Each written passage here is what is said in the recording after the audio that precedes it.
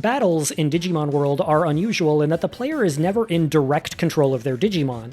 Instead, the Digimon acts autonomously while the player functions more like a coach, issuing general commands, offense, defense, distance, etc., that may or may not be followed depending on how well the Digimon has been raised.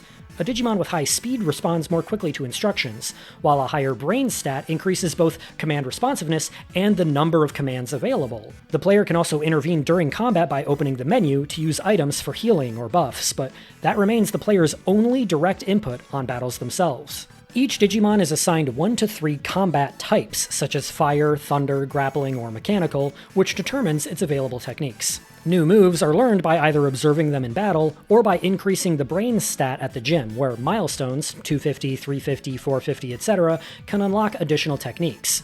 Once learned, up to 3 moves can be equipped, and once your brain stat has reached at least 500, the player can issue direct commands for specific techniques, rather than relying on their Digimon to make the right calls.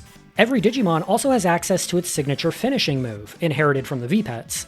During battle, a finish gauge fills through successful actions such as landing attacks or blocking. Once full, the player can trigger a finisher attempt and build its power through an interactive input sequence using L1 and R1, somewhat echoing the original Virtual Pet's power meter. However, timing remains critical. If the opponent begins a successful attack during the windup, the finisher is interrupted and the gauge is reset entirely. Essentially, battles in Digimon World are what battles in Pokémon always claimed to be like.